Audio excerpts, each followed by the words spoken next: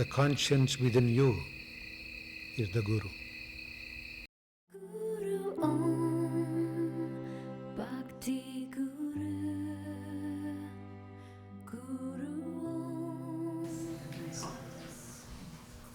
But also what I liked about Iyengar, like with his precision of alignment, was that it was just, it was awareness training. He would shout at me to draw my kneecaps up in Trikonasana. 5 seconds later, he's shouting at me again. I thought they were still up.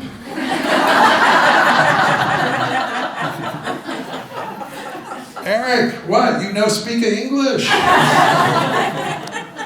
So like him busting me, it's like, oh yeah. And then I realized, it's not so much about having your kneecaps up all the time, which I sort of thought was the message. Oh, your kneecaps should always be up. Your hands should always be just like that.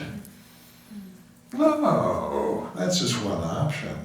But if you could do that and get into it, then you'll start feeling how to morph it.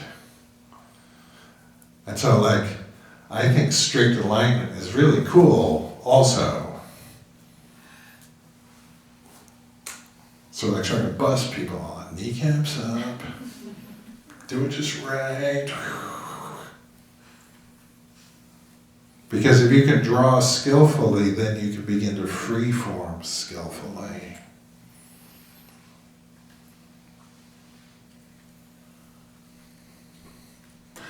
And just another interesting thing about this is before I was including a freeform chapter in my classes, there were always people that were wanting to do their own thing. And that sort of bugged me. It bugs most teachers. Why aren't they listening? Why are they doing that?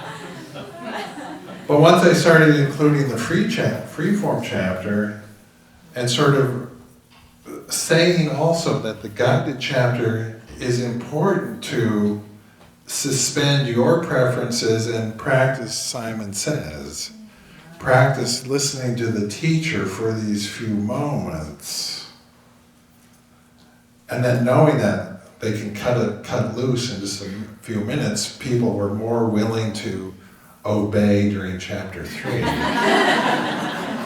And it's good to sort of rein yourself in and practice following the human teacher's instructions. You get clued in on whatever their understanding is about alignment. Different styles, different teachers have different understandings. Just go to whoever you like, just learn something. And then increasingly realize that no matter what anyone is saying, what they're saying is just one specific option or choice of that main variable. And just start, so on this hands and knees things, when we go down and up and down and up, what I'm trying to say is that these are the options and choices at this main variable. Sometimes here, sometimes here, sometimes here. So you teach people what the notes are. Make a good note, make a good note. Get clean on the notes. And then encourage people to start playing with the notes and making up their own poses, just like the original people were doing.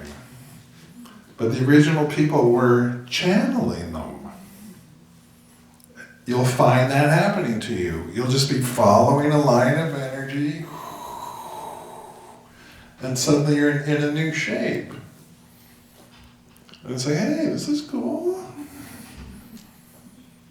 I've invented a whole bunch of poses that aren't in the books. I'm still surprised I keep seeing new poses.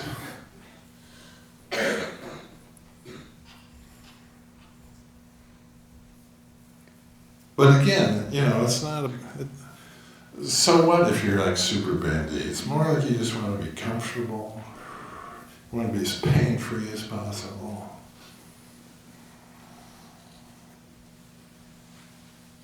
And so don't feel like you've got to push your asana practice out there, out there, out there, out there, out there.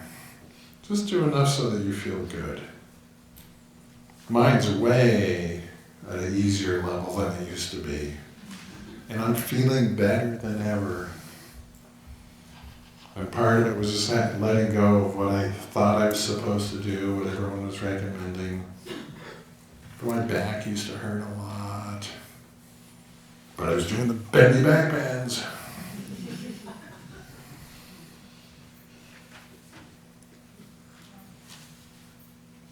You just want to feel good.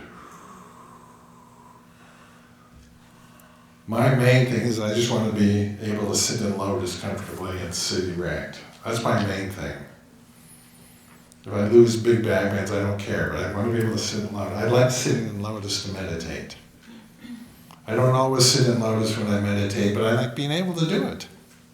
It's nice to just tie your legs and park. It's easy to sit straight. When you're straight, it's then easy to relax. If you can sit straight and then just relax, you'll stay totally straight. Whereas if you're sort of slumped and you relax, you get more and more into a puddle.